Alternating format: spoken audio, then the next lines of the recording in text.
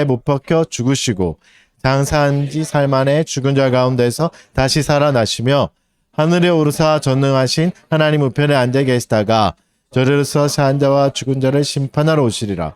성령을 믿사오며 거룩한 공회와 성도와 서로 통하는 것과 죄를 사하여 주시는 것과 몸이 다시 사는 것과 영원히 사는 것을 믿사옵나이다. 아멘. 자리에 앉으시고 하이델베르크 교리 문답하겠습니다. 오늘은 계속해서 3부 우리의 감사에 관하여 살펴보고 있고 기도에 관하여 주제로 살펴보고 있습니다. 주기도문 해설 오늘은 세 번째 강구를 다루는 124문입니다. 124문 문답하겠습니다. 124문 셋째 강구는 무엇입니까? 땅에서도 이루어지다로 이러한 강구입니다. 우리와 모든 사람들이 자기 자신의 뜻을 버리고 선하신 주님의 뜻에 불평 없이 순종하게 하옵소서. 그리하여 각 사람이 자신의 직분과 소명을 하늘의 천사들처럼 즐거이 그리고 충성스럽게 수행하게 하옵소서. 죄의 공적인 고백하도록 하겠습니다. 우리의 죄악을 하나님 앞에 뉘우치고 또 우리의 본성인 원죄와 또 우리가 스스로 지었던 자범죄를 회개하는 시간 잠깐 갖도록 하겠습니다.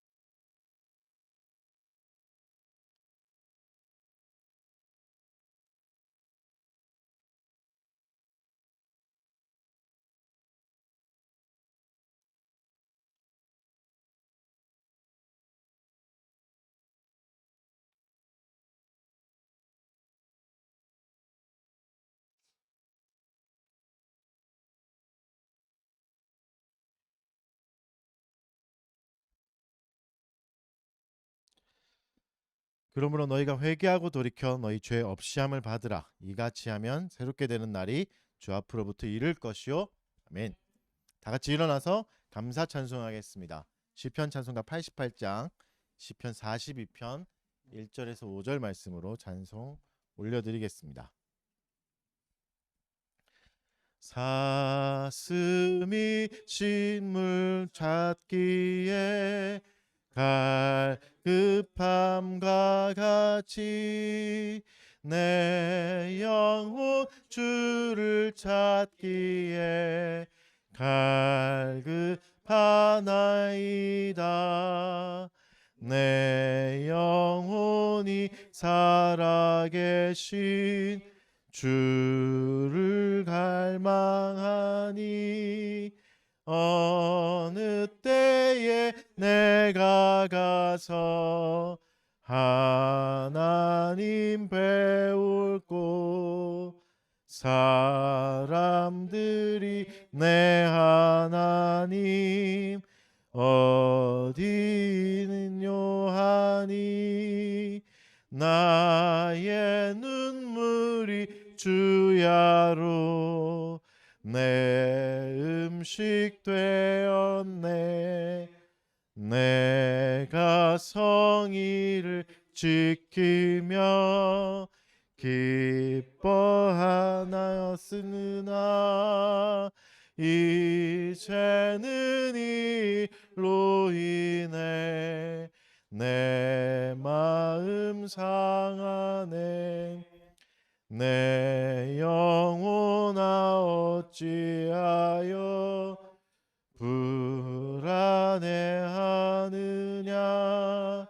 내 하나님을 바라라. 너를 도우시리. 아멘.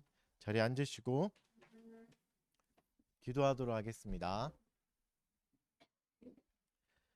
감사함으로 그의 문에 들어가며 찬송함으로 그의 궁정에 들어가서 그에게 감사하며 그의 이름을 송축할지어다. 아멘. 온 세상의 창조주가 되시고 또 지금도 온 우주를 다스리고 계시는 하나님 아버지를 기억하며 찬양합니다. 모든 피조물이 주 안에서 안식을 누리며 하나님을 기다리고 있는 이날, 우리를 이 자리로 불러주셔서 주께 예배드리게 해주셔서 감사합니다. 어두워진 우리의 눈을 밝히사 진리의 주를 바라보게 하여 주시고 오늘도 신령과 진정으로 주를 예배하게 하여 주십시오. 한 주간도 죄악된 삶을 살았던 우리를 불쌍히 여겨 주십시오. 오늘도 염치 불구하고 주께 은혜를 구하며 우리의 완악했던 지난 날들을 돌아보며 뉘우칩니다. 분노로 인해 마음으로 살인하며 욕심에 눈이 멀어 나를 추구하며 하나님이 아니라 나 자신을 예배하며 살기도 했습니다. 이기심으로 인해 이웃에게 상처를 주기도 했으며 주께서 우리에게 허락하신 환경과 육체와 관계와 모든 것을 바르게 사용하지도 못하기도 하였습니다. 하나님을 잊어버리고 살며 주와 동행하지 않았던 시간들을 뉘우치며 회개하오니 우리의 죄를 용서하여 주시고 다시금 주의 은혜를 갈망하게 하여 주십시오. 죽을 수밖에 없는 죄인인 우리를 여전히 사랑해 주시는 삼위 하나님의 사랑 안에 거하게 해주시고 우리를 위해 아들을 내어주시고 죽기까지 십자가에서 순종하여 구원을 주신 주 예수 그리스도를 다시 바라보게 하여 주십시오. 우리에게 저항할 수 없는 은혜의 손길을 내밀어 주시는 성령의 도우심도 잘 받아 누리게 하여 주시옵소서. 우리의 마음을 다시 겸손하게 하셔서 주의 음성만 듣고 따르는 삶을 살아갈 수 있게 하여 주시옵소서. 교회의 머리가 되신 그리스도께 교회를 친히 이끌고 가고 계심을 우리 모두가 인정하며 그 사실에 감격하며 살아가게 하여 주시옵소서. 교회로 인해 생기는 근심과 걱정을 주께 맡기게 하여 주시옵고 또 우리에게 요구하시는 순종의 걸음을 즐거움으로 걸어갈 수 있는 믿음과 용기도 허락하여 주옵소서. 연약한 지체를 잘 돌보는 교회가 되게 하여 주시고 혐오와 차별과 배제를 극복하는 사랑의 힘을 모든 교회가 누리게 하여 주십시오. 죄인을 위해 오신 예수 그리스도의 사랑을 잘 전하는 교회가 되게 해주시고 모든 어린 영혼들이 잘 자랄 수 있도록 은혜의 방편을 올바르게 사용하게 하여 주십시오. 이 나라의 위정자들에게도 선한 마음과 지혜를 허락하여 주셔서 점점 추워지는 날씨 가운데 고통받는 연약한 이웃들을 잘 돌보는 나라가 되게 해주시고 삶의 소망을 잃어버린 자들도 잘 위로하며 또 다시 살아갈 수 있는 용기를 주는 최소한의 복지가 잘 보장되는 나라가 되게 하여 주시옵소서. 달빛교회 교우들을 위해 기도드립니다. 모든 성도들이 은혜 가운데 주 안에 날개 아래 거하게 하여 주시고 하나님의 돌보심과 보호하심 속에서 주님과 동행하며 살아가게 하여 주시옵소서.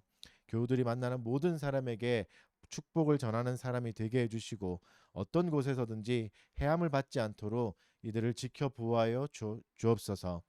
또 미래를 준비하고 있는 교우들에게 지혜를 주시고 도울 자들도 보내주시고 좋은 환경도 허락하여 주셔서 이 모든 것의 도움을 잘 받아서 건강하고 성숙한 시민으로 자라가게 하여 주시옵소서. 어려움 속에 있는 교우들의 마음을 지켜주시고 환난과 풍파 속에서 우리의 영혼을 늘 새롭게 해주시는 그 은혜 안에 거하게 해주십시오. 우리의 경제적 상황이 더 나아지게 해주시고 주께서 주신 육체도 잘 관리하게 하여 주셔서 이 모든 것으로 하나님께 영광을 돌리는 삶을 살아가게 하여 주시옵소서. 한 해를 마무리하는 시점에 섰습니다. 지난 날을 잘 돌아보며 모든 것이 은혜였음을 마음으로부터 고백할 수 있게 해주시고 미래의 두려움도 주께 맡기고 주님을 따라가는 성도들이 되게 하여 주십시오. 오늘도 목마른 우리에게 생수의 강물 같은 말씀이 선포되게 해주시고 두려움과 근심 속에 있는 우리를 건져내어 평안함과 참된 안식을 누리는 데까지 가게 하여 주십시오. 우리를 진리로 새롭게 하시는 은혜를 누리며 말씀으로 잘 자라가게 하여 주셔서 그리스도를 아는 지식이 탁월한 데까지 이르게 하여 주십시오. 말씀을 듣고 좋은 열매도 많이 맺게 해주시고 믿음의 선한 싸움을 잘 싸워 나갈 수 있게 하여 주십시오. 이 모든 말씀 우리 주 예수 그리스도의 이름으로 기도드립니다. 아멘. 말씀 보겠습니다. 오늘은 고린도전서 15장 12절에서 28절 말씀입니다.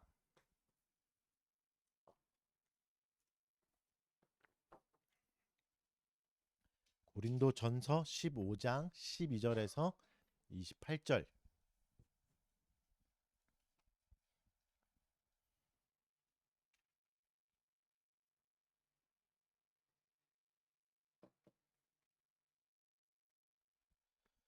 제가 한번 봉독해 드리겠습니다. 그리스도께서 죽은 자 가운데서 다시 살아나셨다 전파되었거늘 너희 중에 어떤 사람들은 어찌하여 죽은 자 가운데서 부활이 없다 하느냐. 만일 죽은 자의 부활이 없으면 그리스도도 다시 살아나지 못하셨으리라. 그리스도께서 만일 다시 살아나지 못하셨으면 우리가 전파하는 것도 헛것이요 너희 믿음도 헛것이며 또 우리가 하나님의 거짓 증인으로 발견되리니 우리가 하나님이 그리스도를 다시 살리셨다고 증언하였습니다. 만일 죽은 자가 다시 살아나는 일이 없으면 하나님이 그리스도를 다시 살리지 아니하셨으리라.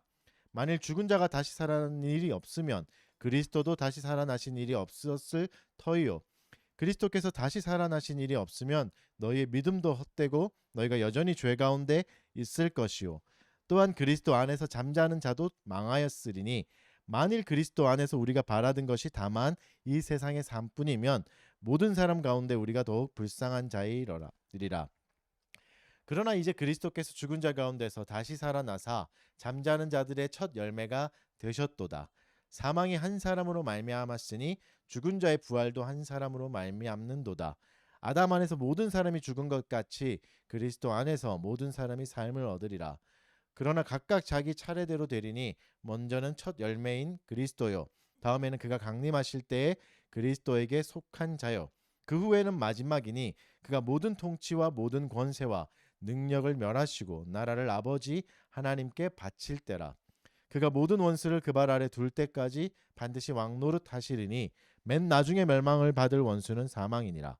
만물을 그의 발 아래 두셨다 하셨으니 만물을 아래에 둔다 말씀하실 때 만물을 그의 아래에 두시니가 그 중에 들지 아니한 것이 분명하도다. 만물을 그에게 복종하게 하실 때에는 아들 자신도 그때 만물을 자기에게 복종하게 하신 이에게 복종하게 되리니 이는 하나님이 만유의 주로서 만유 안에 계시려 하심이라. 아멘. 네, 오늘은 단편 설교로 한 편짜리 부활에 대해서 좀 살펴보는 설교를 하려고 합니다.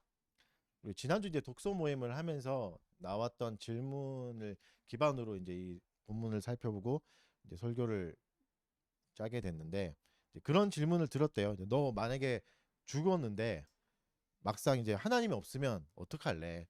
죽었는데 하나님이 없고 막 알라신이 기다리고 있고 부처님이 기다리고 있으면 너 어떡할래? 그럼 너 이제 인생 망하는 거 아니냐? 내가 만약에 죽었는데 진짜 하나님이 안 계시고 다른 신이 있거나 아무것도 없다면 이제 허망하고 막 황당하겠습니까? 그렇죠? 우리를 어렵게 하는 질문인데 근데 불신자들이나 또 신자 안에서도 충분히 나오는 질문입니다. 가능한 질문들이고 이런 질문들을 많이 받아보는 거는 오히려 좋은 겁니다. 이제 사실 왜 좋냐면 이 비슷한 이야기가 성경에 그대로 적혀져 있습니다. 오늘 읽었던 본문에 나오죠. 하나님이 이제 바울을 통해서 우리에게 알려주시는 말씀이 이 말씀이잖아요. 답부터 말씀드리면 당황하지 않습니다. 그러니까 그럴 일은 없다. 왜 그러냐면 부활이 있기 때문이다. 라고 이제 성경은 논증하고 있습니다. 예수 그리스도가 부활하셨다. 그렇죠? 그게 우리에게 가장 큰 증거다. 이렇게 말하죠. 그러니까 죽음 후를 왜 이야기하는데 왜 부활이 나오는가?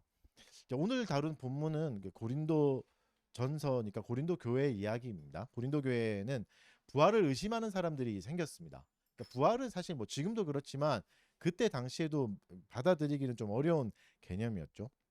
왜 그랬냐면 이제 그때 이제 유대인들의 지배적인 사상을 지배하던 그리스 철학, 그러니까 헬라 철학이라고 하는 그리스 철학에는 부활의 개념이 없었기 때문에 이런 부활을 받아들이는 건 굉장히 어려웠습니다.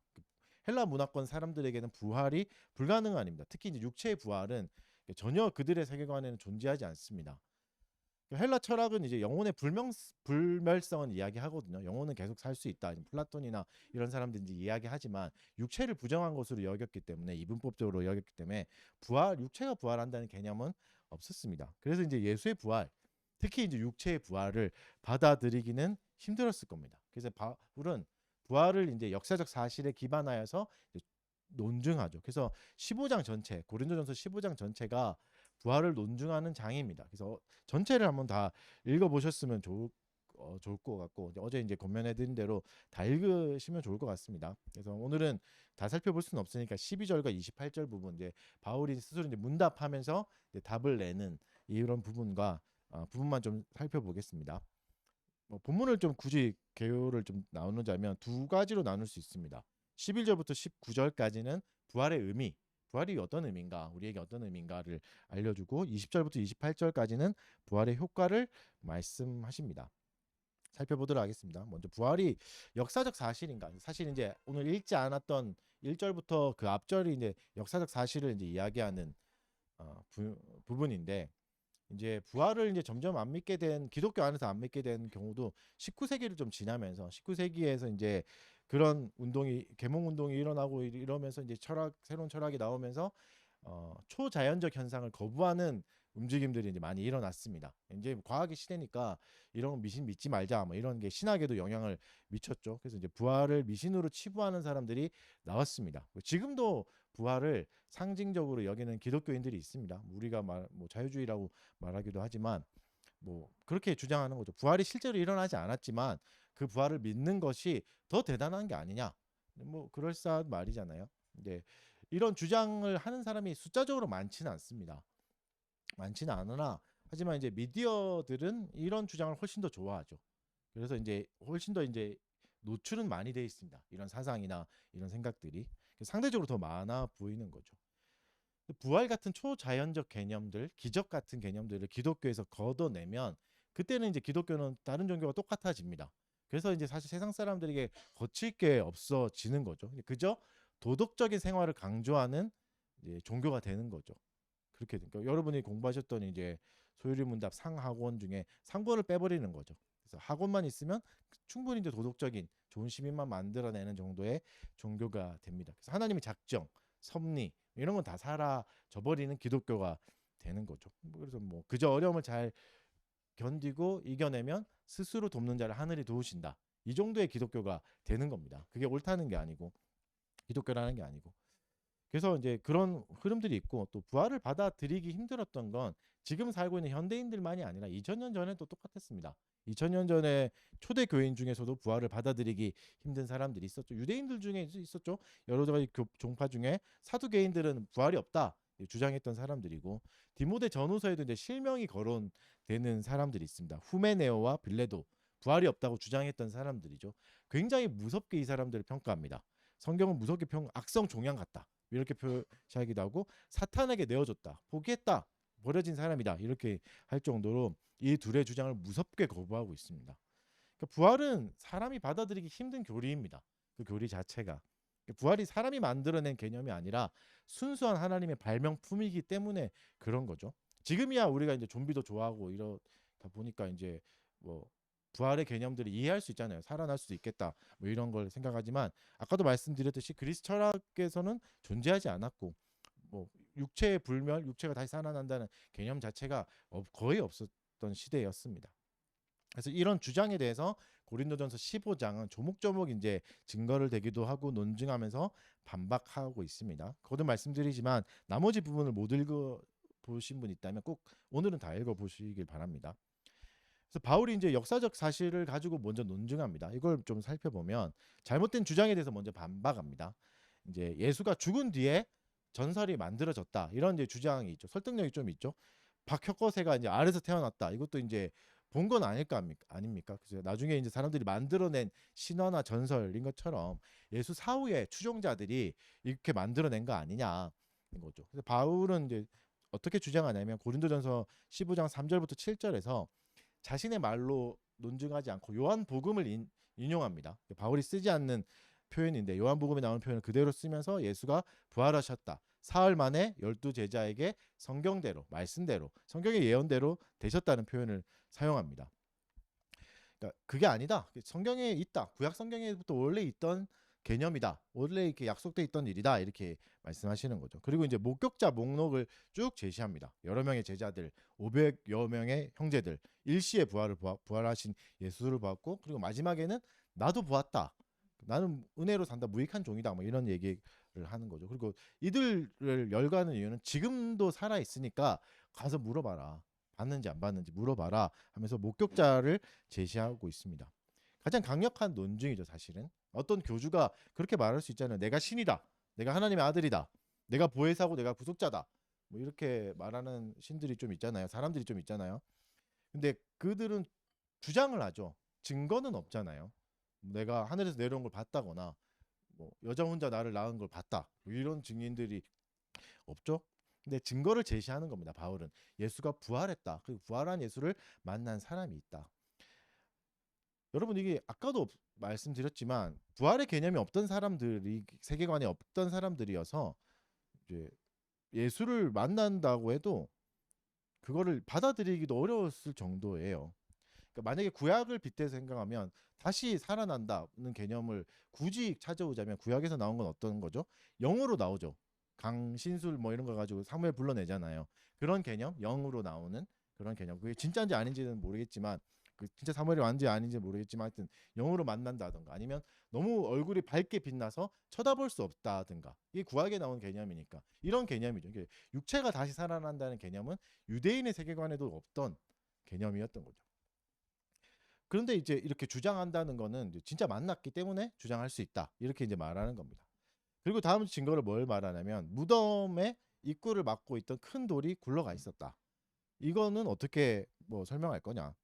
그러니까 예수의 추종자들이 십자가의 달림으로 다 도망갔고 여자들만 몇 명이 남아서 끝까지 따랐고, 예수를 끝까지 따라간 건 힘없는 여자들이죠. 여자들이 이제 무덤을 굴릴 수가 없었겠죠. 그리고 뭐 가장 흉악한 사형수를 죽인 거기 때문에 이 굴을 뭐 돌문을 굴려줄 사람을 구한다는 것 자체도 어려운 거죠. 만약에 뭐 유영철 같은 사람들을 도와줄 사람을 구합니다 하면 누가 나서겠습니까? 그런 것처럼 이제 도와줄 사람을 찾기도 어려운, 근데 돌문이 굴러져 있었고 시체가 사라져 있었던 거죠. 무덤이 비어 있었던 겁니다. 그래서 여기서 이제 그런 주장도 있습니다. 기절설도 있습니다. 예수가 십자가에서 죽지 않고 기절한 거다. 그래서 이제 무덤에 있다가 기절했는데 일어나서 이제 나갔다, 이렇게 얘기하는데, 그래도 이제 돌문을 굴릴 수는 없잖아요. 굴릴 수는 없고, 십자가에서 죽을 때, 예수님이 죽으실 때 분명히 이제 다리를 꺾지 않았다는 표현이 있잖아요. 십자가에서 이제 길게 살면 일주일도 살았대요. 원래 그 벌의 목적은 고통을 주는 게 목적이니까 계속 이제 이렇게 포도주를 주면서 약간 생명을 연장할 수 있을 정도로 고통스럽게 하는 게 벌이어서 오래 살기도 했습니다. 근데 예수님은 6시간 만에 돌아가셔서 다리를 꺾어서 이제 죽이기도 하거든요. 다리를 꺾으면 이제 여기가 이제 차올라 가지고 숨을 못 쉬어서 이제 질식사로 죽는. 근데 이미 돌아가셨기 때문에 꺾지 않았다, 뼈를 꺾지 않았다는 표현이 나오잖아요. 그러니까 죽은 거죠. 그럼 100번 양보해서 이제 빈사 상태로 있는 걸 사람들이 착각해서 이제 시체에 있는데 깨어났다면, 이제 그 당시 이제 세마포로 둘러싸잖아요. 우리가 뭐 미라 같이 이렇게 둘러싸잖아요. 그래서 나사로도 나올 때 어떻게 하죠? 그 풀어서 다니게 하라라잖아요. 그러니까 세마포가 묶여져 있으면 몸을 움직일 수 없습니다. 좀 이렇게 깡충깡충 이렇게 강시처럼 뛰든가 이거밖에 안 되잖아요. 근데 그래서 기절했다면 그 세마포가 찢어졌겠죠. 찢어야 나올 수 있는 게 감아 나왔기 때문에. 그리고 근데 빈사 상태의 사람이 그걸 찢을 정도의 완력이 있다는 것도 사실은 불가능하고, 그리고 세마포가 찢어지지 않고 개어져 있었죠. 이것도 굉장히 좀 신기한 일입니다. 만약에 시체를 훔쳐갔다면 그거 언제 풀어가지고 그 깡 시체를 그렇게 누가 가져가겠어요, 그렇죠? 빨리 훔쳐가야 되는데 그 통으로 가져갔겠죠. 세마포도 같이 가던데 세마포가 있는 거죠. 수건을 감싸고 있던 수건 개어져 있대요. 예쁘게 이렇게 모양이 딱 가지런하게 돼 있다는 것 자체가 불가능한 거죠. 훔쳐가면서 이런 여유를 부릴 수가 없다 주장이죠. 그리고 이제 가짜 증인을 내세웠다는 주장도 있습니다. 가짜 증인을 사서. 근데 부활의 첫 증인이 여자들입니다. 여자들은 그 당시에 법정에서 증언할 수 없는 상태잖아요. 그 1세기 그러니까 채택도 되지 않은, 만약에 꾸미려고 했으면 남자를 섭외했겠지, 어떻게 여자를 섭외했겠냐 설인 거죠. 그리고 또 이제 가장 큰 게 이제 모두가 간절히 바라던 나머지 환상을 봤다 뭐 이런 마음도 있죠. 근데 하지만 잘 보면 그 예수를 만났던 사람들을 그 모습을 묘사한 걸 잘 보면 부활한 예수를 처음에 다 못 알아봅니다. 마리아도 찾아가잖아요. 마리아도 찾아가는데 예수가 이렇게 하는데 못 알아보죠. 왜냐하면 그 머릿속에는 예수가 다시 살아날 거라는 생각이 눈꽃만큼도 없었기 때문에 살아난 예수를 볼 수 없습니다. 그러니까 환상 속에 그런 환상이 있을 수는 없는 거죠. 다시 살아나신다, 육신으로 살아나셨다는. 그리고 예수의 행적을 보면, 부활 후의 행적을 보면 성읍에서 나타나시고 실내, 실외, 아침, 저녁 여러 명 호숫가에서 나타나시고 식사도 하시면서 다 했죠. 사우나도 하고 뭐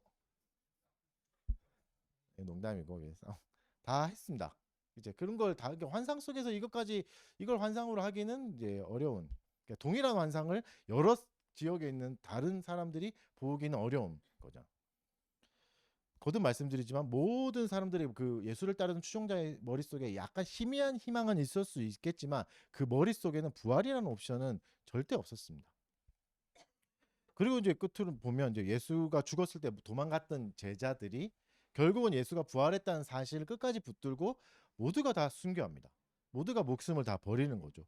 여러분, 교주가 죽으면 종교단체가 거의 와해됩니다. 어떻게 되죠? 뭐 평화롭게 재산을 분배한다든가 그렇게 된다든가 아니면 형제의 난 같은 게 일어나서 서로 차지한다든가 이렇게 돼요. 근데 예수를 따르던 무리들은 더 많아졌고 목숨을 걸고 순교자들이 생긴 거죠. 그리고 또 결정적으로 유대인들이 부활한 예수를 기념하기 위해서 안식일을 포기합니다. 유대인들에게 십계명을 포기한다는 거는 굉장히 큰 겁니다. 죽으면 죽었지 이거를 포기할 수 없는데 토요일이었던 안식일을 포기하고 첫날인 한 주의 첫날인 일요일에 모이기 시작한 거죠. 그들 나름에서는 십계명을 포기한 겁니다. 그때 당시 물론 이게 십계명의 적용이긴 하지만 율법에 철저한 유대인들이 안식일이 아니라 주일로 바꾼다는 거, 일요일로 바꾼다는 건 엄청난 일입니다. 왜 이게 가능했을까요? 부활했으니까. 진짜 예수님을 봤으니까 이 엄청난 일을 할 수 있는 겁니다. 그래서 종합해 보면 예수가 진짜 부활한 게 역사적 사실이다로 볼 수 있는 거죠. 그러면 우리한테 무엇을 알 수 있는가? 그럼 예수가 진짜 구원자가 맞구나라는 걸 알 수 있는 거죠. 진짜 예수는 신이었구나. 참 신이고 참 하나님이었구나 알 수 있는 거죠. 그럼 우리가 죽었을 때 만나는 건 부처가 아니라 알라신이 아니라 하나님이 계시겠구나는 걸 알 수 있는 겁니다. 이게 이제 지적인 동의인데 물론 여러분 이게 지적인 동의를 한다고 해서 끝나진 않습니다. 아무리 증거를 다 찾고 지적으로 설득하고 뭐 정보로 안다 해도 이 정보들이 이 사실들이 우리 인생에 깊은 자국을 남겨야 됩니다. 그러니까 교리를 아는 것과 교리가 내 인생에 자국을 남기는 건 완전 다른 겁니다. 그 교리를 적용해서 그렇게 산다는 건 완전히 다른 거죠. 그래서 부활이 진짜 나한테 영적인 의미가 있어야 되고 영적으로도 받아들여야 부활을 믿을 수 있습니다. 정보로만은 안 되는 거죠. 그래서 대유리분다 87문 부활에 대해서 이렇게 얘기합니다. 읽어드릴게요. 87문. 우리가 부활에 대해 믿어야 할 것은 무엇입니까? 우리는 마지막 날에 죽은 자는 의인과 악인 가릴 것 없이 모두 다 부활할 것을, 그때 살아있는 사람들은 순식간에 변화될 것을, 그리고 무덤에 묻혀있는 죽은 사람들의 바로 그 몸이 그들의 영혼과 영혼이 다시 연합되어 그리스도의 권능으로 일어나게 될 것을 믿어야 합니다. 의인의 몸은 그리스도의 영과 그들의 머리 되시는 그리스도의 부활에 힘입어 권능 가운데 신령하고 썩지 않는 몸으로 일어나 그리스도의 영광스러운 몸과 같이 될 것입니다. 그러나 악인의 몸은 분노하는 심판관이신 그리스도에 의해 수치 가운데 일어날 것입니다. 부활이 되면 부활을 뭘 믿어야 된다는 거죠? 하나님의 목적대로 모두가 회복될 것이다. 우리의 몸이 다시 회복된다. 그러니까 예수님의 첫 부활은 하나님의 목적대로 세상이 회복된다는 걸 알려주시는 첫 신호탄이었던 거죠. 이게 우리에게 영적인 의미로 받아들인다면 미래로부터 현재의 내 삶에 희망이 도착한 사건입니다. 그렇게 표현할 수 있죠. 우리 13절 한번 읽어볼까요? 고린도전서 15장 13절 다 같이 읽겠습니다. 시작.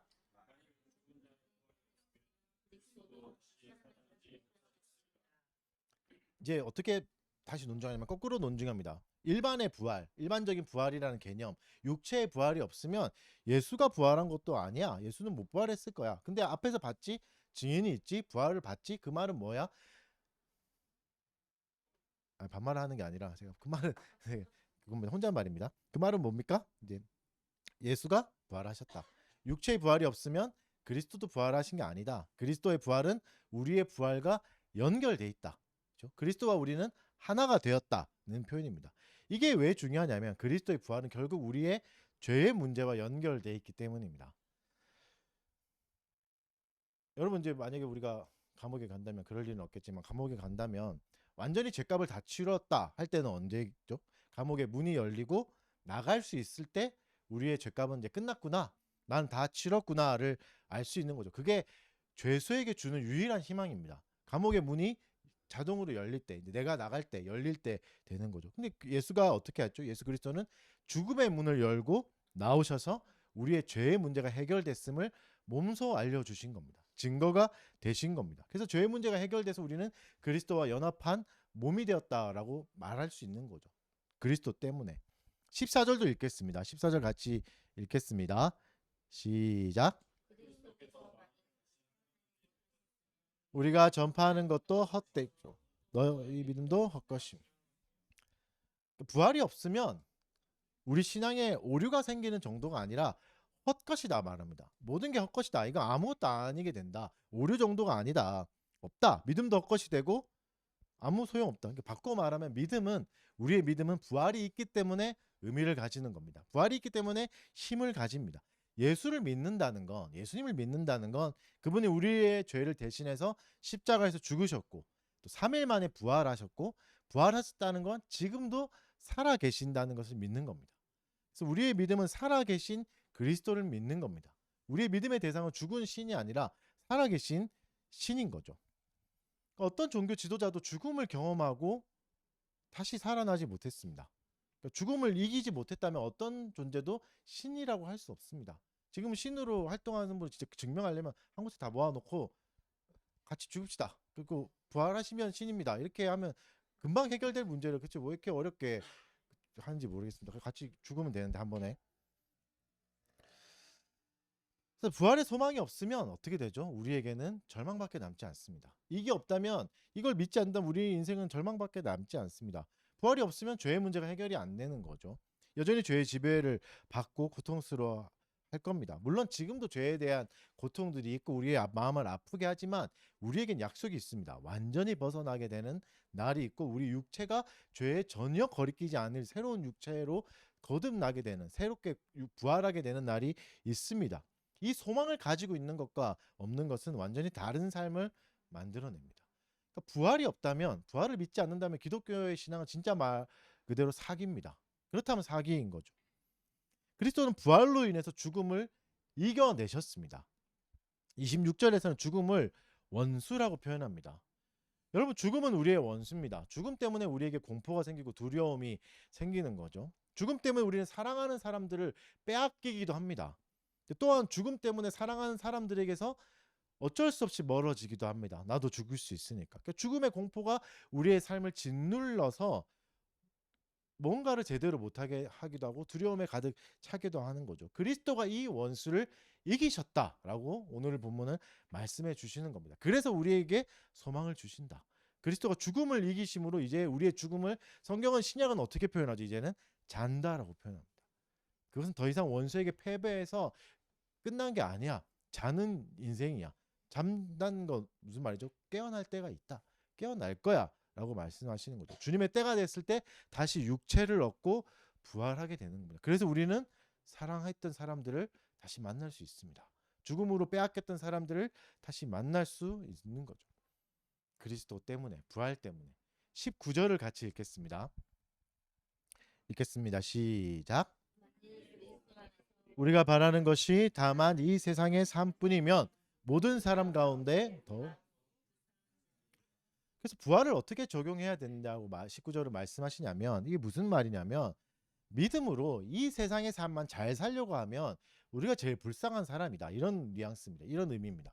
믿음으로 이 땅의 삶만 잘 살려고 하면 불쌍한 사람이다. 부활 가지고 이 땅에서 잘 먹고 잘 살고 기독교 신앙 가지고 이 땅에서 그냥 좀 행복하게 잘 살고 좋은 사람 되는 게 목적이면 가장 불쌍한 사람이다. 라고 말하는 거죠. 믿음의 목적은 그게 아니니까. 궁극적인 목적은 이 땅에서 완성되는 삶이 아닙니다.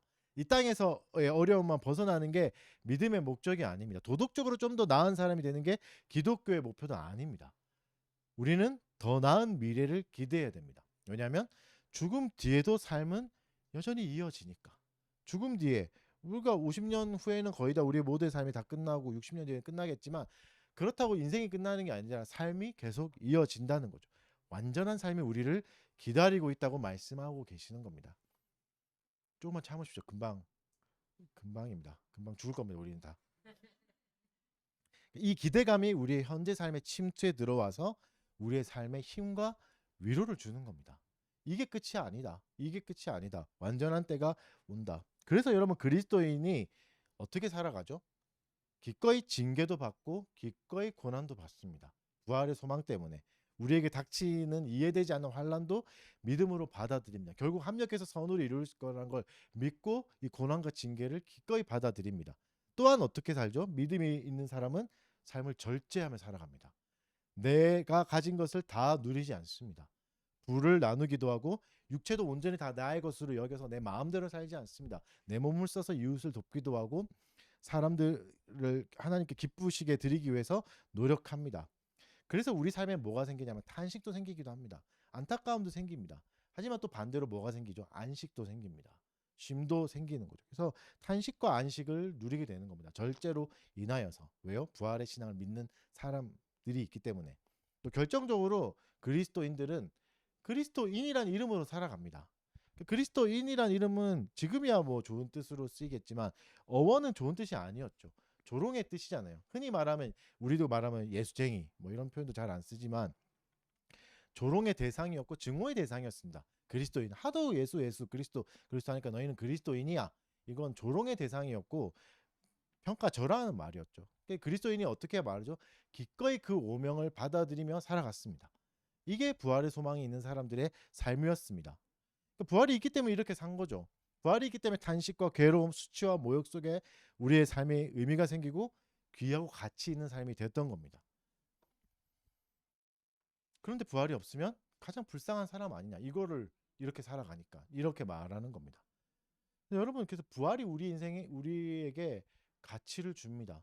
좋은 직업이 없어서 직업을 못 가져서 가치가 안 생기는 게 아닙니다. 부활을 믿지 않기에 부활이 자꾸 우리 인생에 적용하지 않기에 우리 삶이 비참해지는 겁니다. 너무 삶을 비관하지 마시고 삶이 힘들다면 부활을 바라보십시오. 부활하신 그리스도를 바라보고 믿음으로 받아들이셨으면 좋겠습니다. 그리고 그리스도가 주시는 이 부활이 주시는 참된 유익을 잘 누렸으면 좋겠습니다. 그러면 부활이 주는 유익은 무엇인가? 앞에서도 말했지만 부활은 완전한 미래가 불안한 우리의 현재로 침투해 들어오는 겁니다. 희망이 우리 인생에 침투해 들어오는 겁니다. 그래서 우리가 어떻게 표현하죠? 그리스도 안에 거한다라고 표현합니다. 스스로를 바울도 자기를 그리스도 안에 거한다라고 표현합니다. 이 땅의 시민이라는 우리의 정체성도 여전히 남아 있지만 더 큰 정체성이 생기는 거죠. 그리스도 안에 거하는 사람이라는 정체성이 생깁니다. 그래서 우리에게 뭐가 생깁니까? 공동체가 생깁니다. 그리스도 안에 거하는 사람들이라는 무리가 생기는 거죠. 여기 앉아 계신 여러분들처럼 살아온 배경이 다르고 생각이 다르고 이런 사람들이 모여서 그리스도 안에서 하나가 되고 서로를 이해하고 존중하며 사는 거죠. 이 공동체 안에서 우리는 차별 없는 사랑을 누리게 되고 혐오 없는 사랑과 존중을 누리게 되는 겁니다. 그리스도 안에서 서로를 이해하고 받아들일 때 이 풍성함은 교회를 넘어서 이웃에게까지도 흘러가게 되는 겁니다. 우리가 서로를 두려움 없이 받아들이고 편견 없이 이해할 수 있는 근거는 죽음을 이기신 예수 그리스도에게 있습니다. 그분의 공로에 있는 겁니다. 그래서 죽음은 더 이상 그리스도인에게는 치명적인 권세가 아닙니다. 1세기에 예수를 믿던 사람들은 죽음을 두려워하지 않고 순교의 자리로 갔습니다. 우리나라에도 많은 순교자들이 나왔잖아요. 물론 순교자는 아니지만 독립운동에 투신했던 신실한 기독교인 중에 한 명인 월남 이상재 선생 아시죠? 이상재 선생도 그는 이제 늦은 나이에 그리스도인이 됐습니다. 50대가 넘어서 산상수훈을 읽다가 감옥에서 산상수훈을 읽다가 그리스도인이 된 사람인데 그래서 이제 기자가 그런 언론인이었거든요. 이분이 이제 신문사도 하던 그런 분인데 언론인이었는데 기자가 그렇게 물었대요. 선생님은 언제까지 살 것 같습니까? 몇 살까지 사시겠습니까? 이렇게 물었을 때 이렇게 대답했다고 합니다. 사람이 한번 태어나면 영원히 살지 죽긴 왜 죽어? 이렇게 이제 말했다고 합니다. 그러니까 부활의 신앙이 그에게 깊이 새겨져 있었던 거죠. 그래서 이 사람이 어떻게 살았냐면 교회를 세웁니다. 장로가 돼서 교회를 세우는데 목사가 어떤 사람이었냐면 숯을 팔던 사람입니다. 그러니까 중인 계급이었죠. 그 당시로 상인이 높은 계급이 아니었잖아요. 아직도 계급이 남아 있었던 개념이 남아 있던 시대였는데 그런 사람을 목사로 세워서 잘 섬기면서 동역하면서 교회를 세우기도 했습니다. 지식인이었고 엘리트였는데 언론인이었는데 숯 팔던 사람이었고 그렇게 뭐 지식이 긴 존재가 아니었는데도 잘 세우고 동역하고 살았겠죠. 그러니까 부활이 있기 때문에 우리 인생이 귀해지고 고귀해지는 겁니다. 비천하지 않은 겁니다. 각자의 고귀함이 생기는 겁니다. 죽음을 극복했기 때문에 그리스도가. 그래서 여러분 어떤 높이에 있던 간에 어떤 사회적 위치에 있던 간에 하나님께 칭찬받는 삶을 살아가게 됩니다. 어떤 삶을 살으셨던 간에 주께서 칭찬하실 겁니다. 물론 이건 도덕적으로만 고결한 삶만을 말하는 게 아닙니다. 복음의 삶을 말하는 겁니다. 예수 그리스도를 누리면서 나는 무익하지만 그 속에서 은혜를 경험하면서 풍성히 누리는 거죠. 그래서 여러분 부활의 신앙을 누리는 사람은 진정한 영광을 볼 수 있습니다. 성경에 나오는 모든 사람들은 그리스도를 만났을 때 영광을 받습니다. 이것도 굉장히 중요한 포인트인데 왜냐하면 예수 그리스도는 가난했고 외적으로 볼품 없는 사람이었습니다. 외적으로 뭔가 영광을 볼 만한 막 뒤에 후광이 있을 그런 육체적인 게 아무것도 없고 사회적 배경도 아무것도 없던 사람인데 그를 만나고 영광을 받던 거죠. 종교적 환상이 아니었습니다. 단순한 그런 카리스마적인 종교적 환상도 아니었고 은혜와 진리가 충만한 데서 보는 영광이었습니다. 말씀이 이루어지는 것을 보는 거죠. 자신이 상상하던 대로의 메시아를 만들어내는 게 아니라 성경이 보여주시는 대로 계시하시는 대로의 그리스도를 만났을 때 볼 수 있는 영광이 이겁니다. 완전히 복음으로만 에어싸여져 있는 그 존재 자체를 봤을 때 사람들은 영광을 발견한 겁니다. 나의 헛된 메시아관은 다 깨지고 진짜 성경이 계시한 대로의 메시아를 세우게 된 거죠. 그래서 여러분 이 신앙을 가지는 사람은 죄 죽이는 삶에 몰두하지 않습니다. 죄를 덜 지어야지 이게 아니라 그리스도를 사랑해야지입니다. 그리스도를 더 영광을 따라가야지 그 영광을 사모해야지 나도 영광스러운 가운데 거해하지 않은 삶에 몰두하게 됩니다. 그래서 우리의 영혼의 깊은 갈망이 뭐가 되죠? 도덕적인 삶이 아니라 도덕적으로 완성시키는 삶이 아니라 그리스도께 둡니다. 그래서 도덕적인 삶이 열매가 맺히는 거지 그게 아닌 거죠. 그래서 뭘 추구하죠? 그리스도를 추구하게 됩니다. 골로새서 3장 1절 2절을 읽어드리겠습니다. 그러므로 너희가 그리스도와 함께 다시 살리심을 받았으면 위의 것을 찾으라. 거기는 그리스도께서 하나님 우편에 앉아 계시느니라. 위의 것을 생각하고 땅의 것을 생각하지 말라. 그러니까 더 이상 그리스도의 부활하신 걸 믿고 그리스도를 믿는 사람은 이 땅의 것에 만족할 수 없습니다. 완전하신 그리스도를 바라보기 때문입니다. 그리스도를 갈망하기 때문입니다. 부활의 또 다른 유익은 그리스도가 하신 일을 우리가 누리게 되는 겁니다. 그리스도의 공로를 우리가 온전히 누리는 겁니다. 여러분 우리가 이제 성공을 사랑하잖아요. 목표로 하잖아요. 안정된 삶을 목표로 하고 만약에 뭐 이런 삶을 추구한다고 생각해 보면 좀 유명해지고 여러분이 영향력을 끼치고 막 선한 영향력을 끼치고 와 나도 저분처럼 살고 싶어 이런 사람 이런 말을 나오고 아 저분의 가르침 저분의 말투 이런 거 어원들 막 정리하고 막 이런 게 있고 뭐 여러분의 사상에 감탄하고 막 기꺼이 따르기로 작정하는 일들을 일어나게 된다면 얼마나 좋겠습니까, 그렇죠? 뭐 나의 이름을 딴 학교가 생기고 단체가 생기고 오랜 시간이 지나도 여전히 나를 사랑스러운 존재로 기억하게 된다면 얼마나 좋겠습니까? 그래서 이제 그런 조언을 누군가에 구하는 거죠. 멘토나 이런 현자들을 만나서 어떻게 하면 이렇게 할 수 있죠? 이렇게 할 때 그 사람이 이렇게 답했다고 생각해 봅시다. 좋습니다. 방법이 있습니다. 당신은 먼저 가난한 집에서 태어나셔야 됩니다. 그리고 사람들이 듣고 싶어하는 말은 절대 하면 안 되고 권력자들과는 절대 관계를 맺으면 안 되고 유력한 사람들과 관계를 맺으면 안 되고 사회 부적응자들만 만나고 장애인들, 천박한 사람들, 죄인들하고만 친하게 지내십시오. 이렇게 말했다면 말이 되겠습니까? 그런다고 어떻게 성공할 수 있고 이렇게 사는데 어떻게 영광을 추구하고 내 이름을 딴 영향력을 끼칠 수 있겠습니까? 근데 그리스도는 이렇게 사신 거죠. 그리스도가 이렇게 사셔서 이 영향력을 끼치게 된 거죠. 여기서 그치지 않고 그리스도는 더 완전한 흑암으로 가셨습니다. 죽음으로 들어가셨습니다. 그 흑암을 통과하셨습니다. 여러분 그리스도가 죽음의 흑암을 통과했기 때문에 우리는 이제 흑암을 통과하지 않습니다. 우리는 그 죽음의 흑암을 통과하지 않습니다. 그리스도가 철저히 버림받았기 때문에 우리는 절대 버림받지 않습니다. 버림받았다는 느낌이 들 때도 있긴 하겠지만 느낌일 뿐이지 지나가는 감정일 뿐이지 절대 버림받지 않습니다. 그리스도가 부활하셨기 때문에 버림받지 않은 겁니다. 가장 비참한 순간에도 그리스도가 우리를 위해서 그 길을 가셨고 그 죽음을 통과해서 부활하셨고 우리를 만나러 오신 게 사실이라면 우리가 어려움에 처했다고 우리를 버리시겠습니까? 우리가 조금 못나졌다고 우리를 버리시겠습니까? 포기하시겠습니까? 절대 그럴 수 없습니다. 그래서 여러분 우리가 모든 성경의 인물들이 겪었던 걸 다 겪을 수 있지만 절대 못 겪는 감정이 하나 있습니다. 1세기 제자들이 했던 걸 더 하고 뭐 예수님이 하신 말씀대로 더 큰 일도 할 수 있겠지만 절대 경험할 수 없는 감정이 있습니다. 그게 뭐냐면 제자들이 느꼈던 십자가 앞에서의 허망함과 패배감, 허무함입니다. 이제 다 끝났구나. 내가 3년 반을 따르던 예수가 저기서 죽었네. 내 인생은 끝났구나. 내가 이 어부를 포기하고 예수를 따랐는데 이거 내 다 헛짓거리했네 라는 절망감이 그들 안에 있었습니다. 왜죠? 그들은 부활을 몰랐기 때문입니다. 근데 우리에게는 그런 감정이 있을 수가 없습니다. 왜죠? 우리는 부활을 아니까. 우리는 그리스도가 부활하신 걸 아니까 더 이상 그 정도의 절망을 느낄 수 없습니다. 제자들이 느꼈던 완전한 인생이 끝났다는 감정을 우리는 느낄 수가 없습니다. 그래서 완전한 절망은 없습니다. 제자들이 느꼈던 건 없습니다. 두려움과 걱정들이 찾아올 수 있겠지만 지옥에까지 내려가지 않습니다. 어떤 것도 우리를 그렇게 완전히 가라앉힐 수는 없게 되는 겁니다. 메시지를 좀 정리해 보겠습니다. 오늘은 부활이 우리에게 주는 메시지를 좀 살펴봤습니다. 여러분, 우리가 이제 주일날 예배를 드리는 이유가 부활 때문이죠. 부활을 기념하기 때문에 매주일 우리가 일요일날 모여서 예배를 드리는 겁니다. 그래서 예배를 드릴 때마다 부활하신 주님을 상기하는 게 우리의 목적입니다. 부활이 없다면 모든 것이 헛된 겁니다.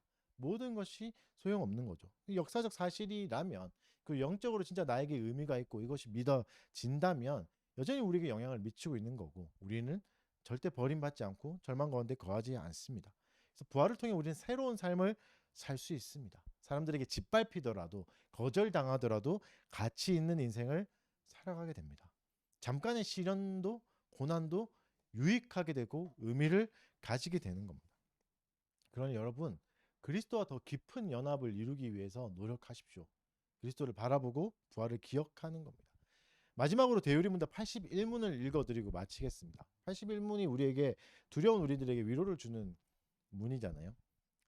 읽어드릴게요. 81문. 모든 참된 신자들은 현재 은혜의 상태에 있으며 장차 구원받으리라고 항상 확신합니까? 답.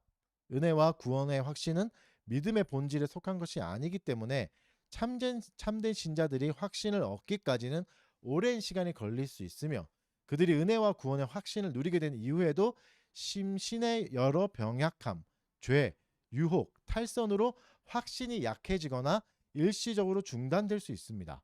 그러나 하나님의 성령께서 그들과 함께 항상 함께 하시고 그들을 도우시기 때문에 참된 신자들은 결코 완전한 절망에 빠지지 않습니다. 여러분, 우리는 또 흔들리고 또 근심에 쌓이고 걱정에 빠질 때가 또 올 겁니다. 이렇게 들었지만 또 하나님 안 계시면 어떡하나 하는 걱정들이 찾아오기도 할 겁니다. 그러나 괜찮습니다. 그 확실히 흔들리더라도 하나님 편에서는 흔들리지 않습니다. 우리가 아무리 모르고 가도 천국 가게 된다는 말인 거죠. 두려움 속에 있더라도 천국 가게 된다라고 말씀하고 계시는 겁니다. 부활이 사실이기 때문에 하나님은 우리를 버리지 않으십니다. 확신이 없어도 우리는 구원을 받습니다. 두려움 속에서도 천국을 볼 수 있습니다. 부활을 살아가십시오. 이 신앙을 잘 누리시기를 바랍니다. 이 시간에 다 같이 한번 기도했으면 좋겠습니다.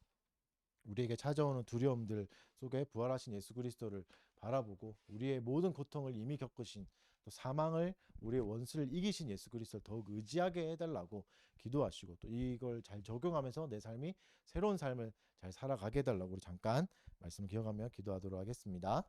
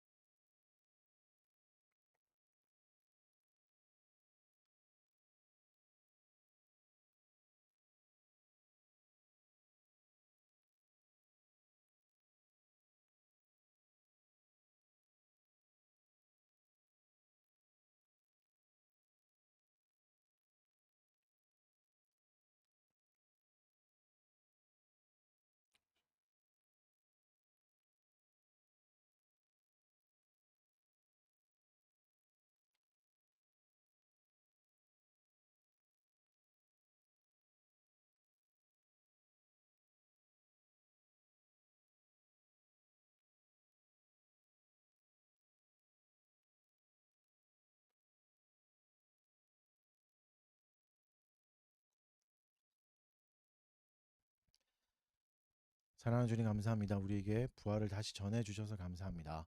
절망한 가운데 있는 우리들에게 또 두려움과 근심과 의심하는 우리들에게 다시 소망을 주셔서 우리의 손을 붙잡아 주셔서 하늘의 아들의 나라로 사랑의 나라로 우리를 인도하여 주옵소서. 우리 흔들리는 일상 가운데 부활하신 예수 그리스도를 바라볼 수 있게 하여 주시옵고 그리스도가 우리의 삶에 들어오심으로 인해서 우리의 현재의 삶에 의미가 생기고 가치가 생기는 것임을 믿을 수 있게 하여 주시옵소서. 의심하고 두려워하는 지체들을 불쌍히 여겨 주시옵고 그의 마음을 만져주시고 믿음을 붙들어 주셔서 사랑의 아들의 나라로 우리가 함께 갈 수 있는 귀한 동역자들로 서게 하여 주시옵소서. 이 공동체가 부활하신 예수 그리스도의 삶을 실천하는 공동체가 되게 하여 주시고 부활하신 그리스도를 적용할 수 있는 우리가 되게 하여 주셔서 우리에게 편견 없는 사랑이 우리에게 머물게 하여 주시고 이 사랑이 이웃에게까지도 넘어갈 수 있는 귀한 달빛교회 될 수 있도록 은혜 내려 주시옵소서. 감사드리며 예수님 이름으로 기도드립니다.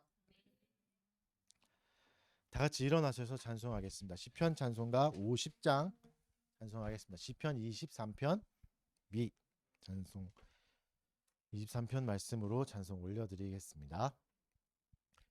여호와 내 목자시니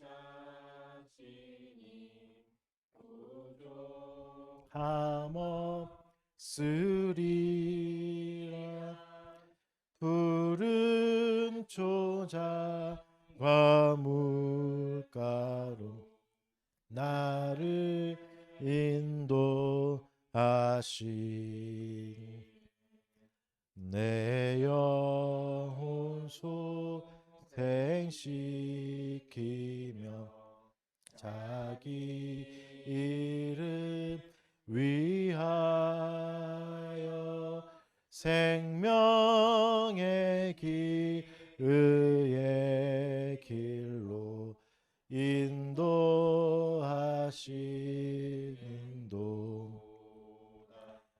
내가 사망의 음침한 골짜기로 걸어도 주 지팡이와